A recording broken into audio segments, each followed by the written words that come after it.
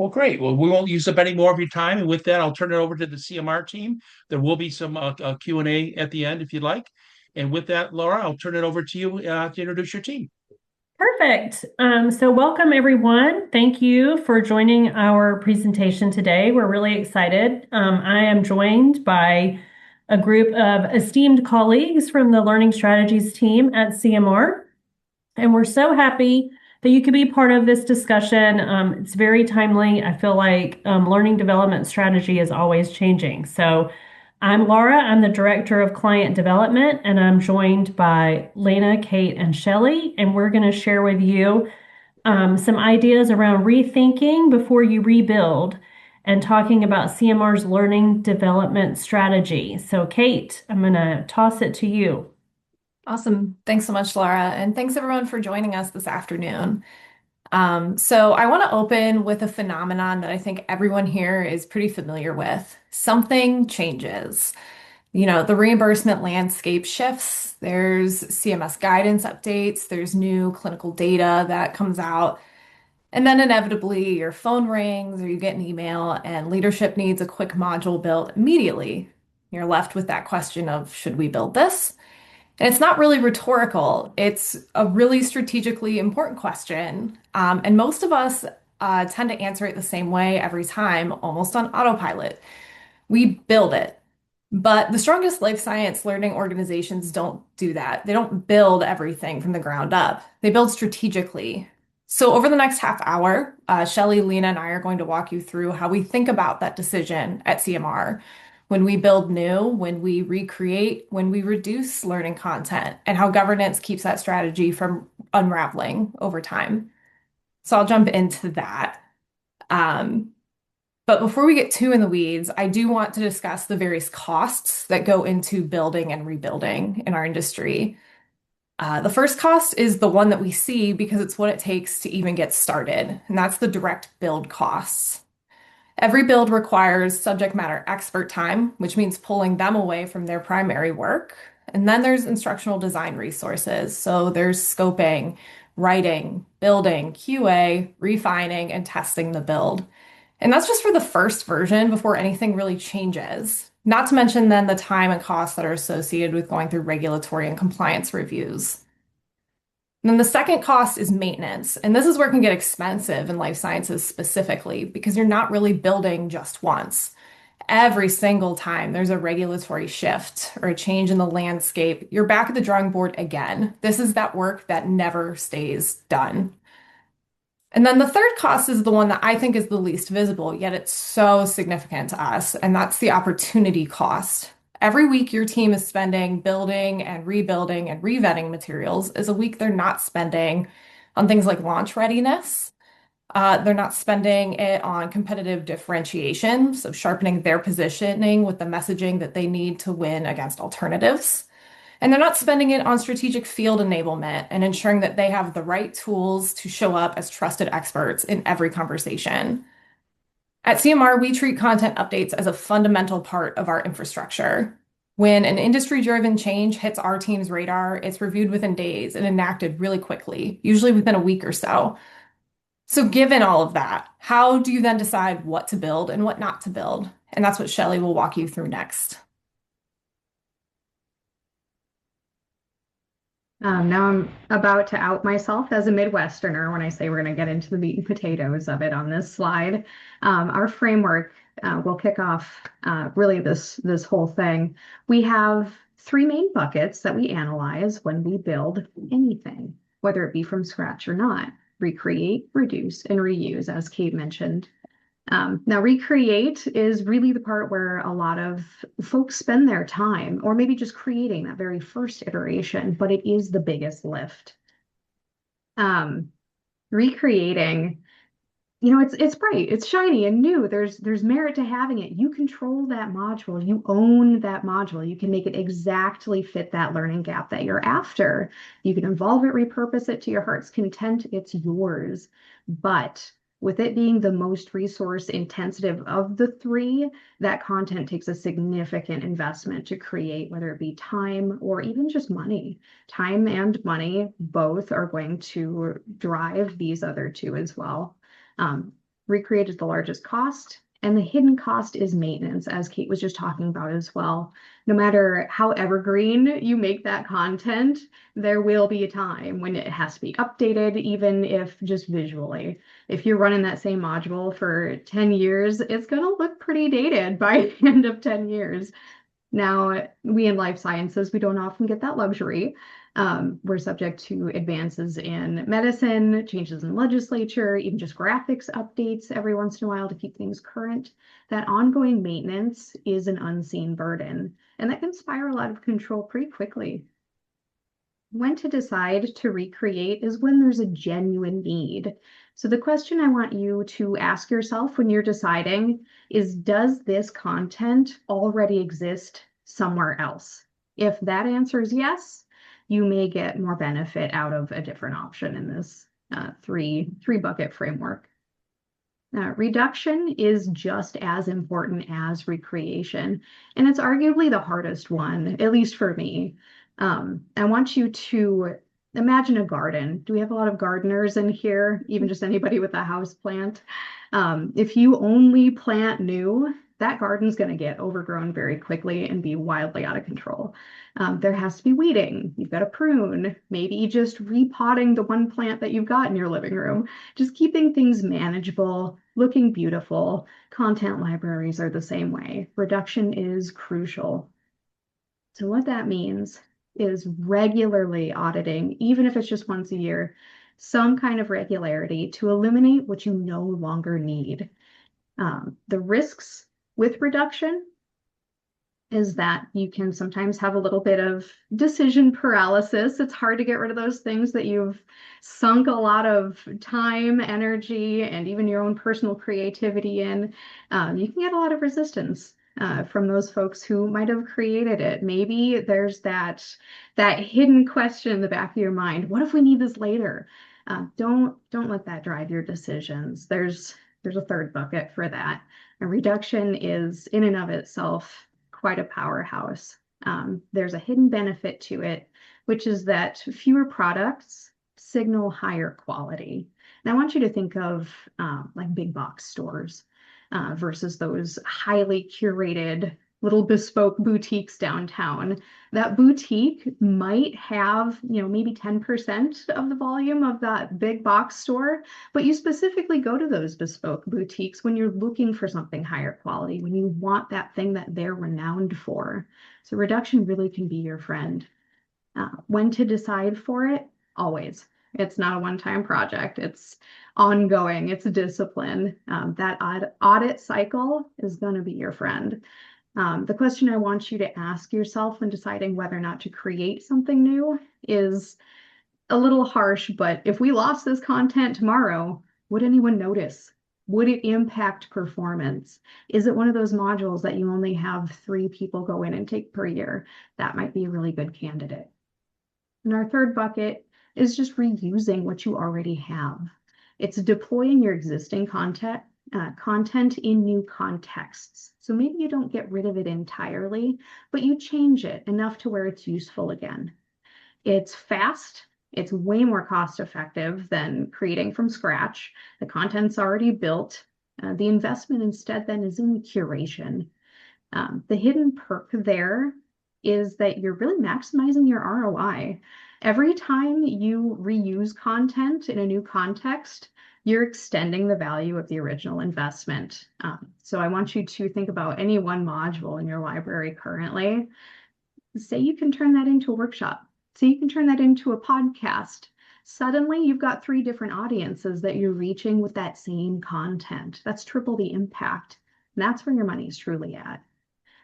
The pitfalls with reusing is there's that ugly perception sometimes of hand-me-downs. People like things that are new and bright and shiny. People like things that feel like they are tailored exactly to their needs. And you can get that by strategically reusing. Curation too can be a little bit of a hidden cost. It takes time to curate. It takes time to know your content and know what you need and what you don't. So reuse isn't quite a set it and forget it program, but it does require ongoing effort and it is worth the investment. When to decide for it is more often than you think. And the question that I want to ask you, I'll absolutely put those in the chat as well, is who else could benefit from this? How do we get it in front of them without rebuilding it? So to close that out, I know that was a lot all at once, and we're gonna be talking about this more in depth over the next half hour. The smartest strategies are not built on how much you create. It's quality over quantity. They're built on how well you decide. And now I'll hand it over to Lena to talk about what happens when you don't have that foundation in place. Thanks, Shelley. So we've talked about cost. I want to talk about credibility. When content falls behind the industry, the risk shows up quietly. First, in confidence, then in conversations, then in credibility. And HCP references new data or updated guidance, and your field team realizes their material hasn't caught up yet. Confidence drops. The conversation changes too. Instead of leading with insight, they're catching up and reacting. And over time, credibility starts to slip. In life sciences, that happens fast, and it takes much longer to win back. So the design question is simple. How do you keep your field team from carrying the risk of content lag? For us, the answer is speed, accuracy, and reach. Speed. When a regulatory or data change happens, CMR updates are reviewed within days and live within a week. Not a quarter, not the next content cycle, 1 week. Accuracy. Speed without rigor is just fast misinformation. You're probably better off just asking ChatGPT. Our content is vetted by more than 200 trusted healthcare SMEs. So when something changes, what your team receives isn't just current, it's credible. And reach. Cloud publishing means the moment something updates, everyone has it. Same content, same day, whether they're in Chicago or San Diego. No one falls through the cracks. When you can tell your executive team within days, when you can tell your executive team that major changes are reviewed within days and live within a week, that's not a training metric. That's how you protect field confidence, conversation quality, and organizational credibility.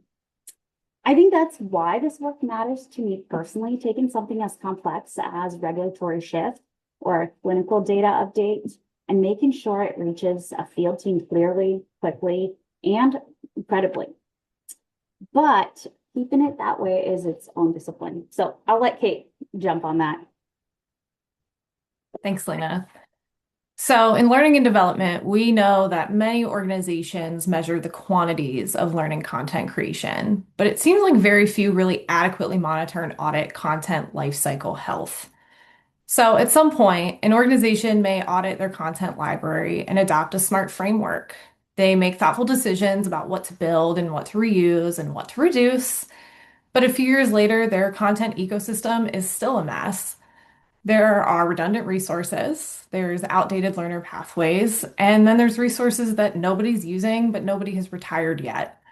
And this happens when there's no disciplined content governance and when we fail to see a learning library as a living, breathing asset. At CMR, we continuously manage our content lifecycle across several criteria. So for instance, continued relevance and value. Is this content being used and is it still providing value to learners and to the organization? Low or no engagement is a signal that the content needs to be improved, repositioned, or retired. Recency. Has this been validated against current data and guidance? Regardless of quality at the time of the build, content that hasn't been reviewed recently gets flagged. Organizational alignment. Does this content still serve where the organization and the industry are headed? Strategy evolves, and content that was well aligned 2 years ago may not be well aligned today. Substitutability. We'd recommend considering if a CMR resource could replace an internal build that's costly and consuming maintenance resources. And then streamlining. Can overlapping resources be consolidated? Are there multiple versions of the same foundational concepts living in different places and different learning resources? Reducing that redundancy reduces confusion. It also reduces maintenance burden and ultimately cognitive load for learners. At the end of the day, our library of over 300 e-learning resources doesn't stay trustworthy on its own. Content governance is the ongoing discipline that keeps it current, coherent, and built to last in an industry that never stops changing. I think Shelley will take it from here. Absolutely. Thank you. Now we're going to talk numbers. Not because I think you need to be convinced. And we talked about how. I want to show you now the why. This is why we do it. The lowest statistic on this particular screen says that 86% say that CMR Institute content helped them meet or exceed their sales goals and expand market access. So going back to what Lena was just talking about, that's your performance risk addressed. It's measurable impact that your organization is going to want to see in those ROI conversations. 92% of learners attribute their ability to establish credible relationships with healthcare professionals directly because of CMR coursework. There's that curation, that credibility risk, that quiet anxiety that every learning leader carries about whether their team can go out into the world and hold their own. That's that question answered. 98% say that 98% client retention rate. What that means is that clients stick with us. It's not because we lock them into contracts. We're not like your local gym membership. It's because when learning leaders find a partner that really keeps the content fresh, works with them, eliminates surprise costs, and shows up as an extension of their team, they don't go looking for alternatives. They have what they need. And the one that I'm most proud of is that 100% Net Promoter Score, the NPS. I know probably everybody in here has taken a survey at some time or another. That's that one question on there that says, would you recommend this product or service to a friend or colleague? That speaks volumes. You don't tell your friends about the things you're embarrassed about. You don't tell your friends about things that don't work. You tell your friends about things that you think they genuinely should check out. So to me, these numbers are the most important part of all of this. This is the metrics. This is the answer. This is how you can see that that framework is working and doing what it's designed to do. It's tangible, it's measurable, and that ultimately is what we're here for. So I'll pass it back to Lena now to bring us home. Thanks, Shelley. I wanted to talk a little bit about what separates the learning organizations that are constantly reactive, constantly rebuilding, constantly catching up from the ones that are leading. It comes down to 5 things. And these aren't theoretical. They're what I see consistently with organizations that are getting this right. They build what differentiates them, and only that. They protect internal capacity for the work that cannot come from anywhere else. They design for change from the start. Modular, scalable solutions that can adapt to a regulatory shift without a full rebuild. Then they reuse what is foundational. They're not precious about market access, payer landscape, disease states. They know that foundational learning is not where differentiation lives, and they act accordingly. They govern their content lifecycle, like Kate was talking about. It's not just their content calendar. They ask the hard questions about what deserves to exist, and then they have the discipline to act on those answers. And they protect credibility proactively. They don't let their field teams operate on outdated foundation, because credibility, like I was talking earlier, once lost, is expensive to rebuild. None of those 5 things require a bigger budget or more headcount. The common thread here is intentionality, a deliberate decision about what to build, what to maintain, and what to let go. And Laura's going to close us out, and then we'd love to hear what's on your mind. So I am so thankful that you guys joined us today. I hope that you found a lot of this information to be helpful as you think about how you're going to think about your training programs for the remainder of the year. And I know we have a question from Jim Page, but before we get to that, just a couple of questions to think about now that you've learned about reducing, reusing, when to revisit and repurpose. Um, just a couple questions to throw out there as we all move on today.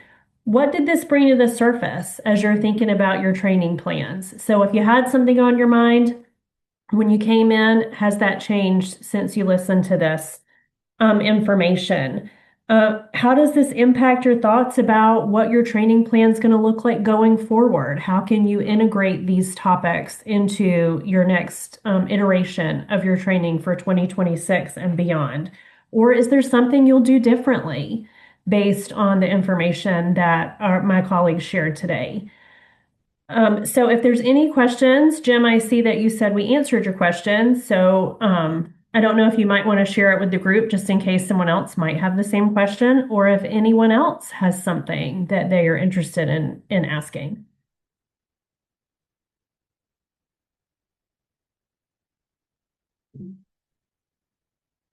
Now, I know in this group of learning leaders, someone has a question. Laura, there's a question from Brian in the chat. Okay. Oh, an AI question. So Lena, can you see this one? This might be one for you. I love this question. I think we all want to say, oh, yeah, we have the answer. We're still learning. I think AI influences the speed sometimes. People want to create more, people want to create faster. I've actually had a lot of internal conversations about how a lot of the times we're labeled as content creators, and I'm like, no, no, no, no, we're not just spewing information out. I think AI is going to influence most parts of it, just like it is reaching in every parts of our lives. In training, it has a lot. I think right now, especially in life sciences, a lot of organizations are adapting their own rules and governance of how to use AI, particularly in training. I think it was actually at LTEN. I was at a conference talking with a representative from a pharmaceutical company, and he manages a whole team of field agents. And he was saying like a lot of he didn't even realize a lot of the times they didn't know an answer from a representative. They would just chat GPT it, not anything relevant. So it's just like a really good example of, even though that organization said no to AI, people have personal cell phones. Instead of Googling it, they pull up ChatGPT and ask it. And sometimes that's not the most credible. It's fast. Like I said, sometimes really fast information is great, but it's just misinformation. For the governance life cycle, I don't know if Kate, do you want to pitch in? I don't want to take up all the time, but it will influence it. I think there's still a lot of things that are being worked out, and I think we can't ignore it. We can't just react to it. We have to be proactive. Yeah, just to add on to that on the governance side of things, I think AI tools can be very useful to make sense of, large amounts of data and to kind of help pull out, are there trends and things not, getting used as much or anything like that. I will say, as much as I think AI can be a great tool to utilize, I staunchly believe the human element and human judgment are always going to lead those decisions at the end of the day.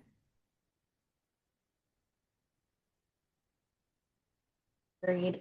You have to have a decision maker, right? Like you can't just be like, oh yeah, we Right. followed this. But I also think we can't just ignore it and be like, oh, we'll always have human. We definitely use AI, like with the data or finding trends or even just flagging things. I love asking for different, as an instructional designer, this is like my realm. I love testing my content on saying like, pretend you're this person, pretend you are attending this webinar and Lena says this line. How does this come across? Because we're blind to a lot of, our audiences. So there's a lot of ways that we can use it without actually threatening the integrity or the credibility of the information.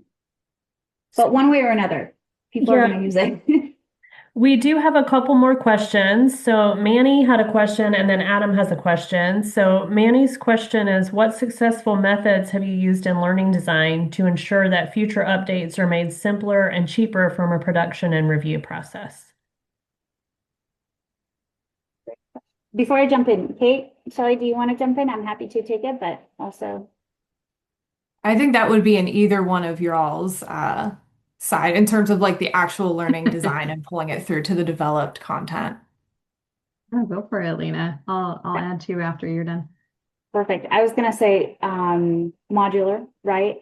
Everything is in units, everything is divided where if one thing needs to be updated, you're not updating the whole file. We use articulate storyline a lot. There's a lot of ways that we found to minimize. I could give you a very tangible example, like using voiceover. You don't need to voice over every single word that is being said. So when I have data or I know this guideline changes yearly, I'm not going to put a voiceover on there because then when I'm updating it next year or maybe next week, when Kate tells me that, oh, by the way, they've rechanged this, I can go in and just edit the text. I'm not doing voiceover. I'm not doing any video or graphic. So kind of being strategic that way it saves a lot of time, but it has to start from the beginning. It can't be, you're inheriting an old project and you're like, oh, then we can just like put this slide in. It's just going to look funky. But if you're designing it from the beginning where data shifts, or even if you don't know, you're designing it in a way where it is pieceable, where you could just take one slide or two slides out and then bring something in and it'll still flow. That's big time saving. So you want to add on? That was largely the direction I was going to go. The only thing that I would add to it is I use the word evergreen in one of my segments. What that means is to, try to increase the shelf life, try to make it last a little bit longer. And that goes right back to being strategic and looking at it from the beginning. If you just take a look at the words that you're using, see if there's something there that you could rephrase to make it last a little longer. Say, for instance, statistics like Lena brought up. There, you can put a lot of statistics, you can put a lot of data into a module, but you could also just link them to the original source that's updated regularly instead of having to update your item regularly. Just things like that to think about. It's not always the option, but sometimes there are those, it seems almost too easy. Give it a try. See if just linking to the resource is the answer instead of causing yourself more work down the line. And then the final question is around micro-learning. So I know that's a hot topic. So quick answer for that. Can I jump in? I'm just like eager. I'm itching to answer this. I love micro learning modules, but again, they have to be deliberate. You can't take a complex topic that is, I can't even think of one example, but really complex and explain it from beginning to the end in 5 minutes. You're not going to get into it. So the focus there is to look at niche or just take one part. We do a lot of series with these. We do very much like there's 3 parts to it. Here's part 1 where you can absorb it. It truly is a micro bite. Like you take a bite out of it and you learn it. There's a lot of research behind it. A lot of medical schools have implemented microlearning where you're not sitting in a lecture where people imagine you're sitting in a lecture for, hours on end. They try to slip in, especially like a lot of it about emotional intelligence. They try to slip it into like even 3 minutes, 4 minutes of video. I'm also a huge fan of learning through microlearning. I'm like in my personal life, how many things have I learned of like a TikTok, not doom scrolling, just swiping, but truly, like if you want to learn something, you can learn it in 4 minutes and remember, especially if it's skill, especially if it's something that you don't need foundation on it. If it's a new legislation that came out, you can explain a bill, what it does, that's it. You're not going into the history. You're not explaining it, how it applies to the work. You're just learning the facts, and it's hugely powerful. I just one more thing for micro learning, infographics.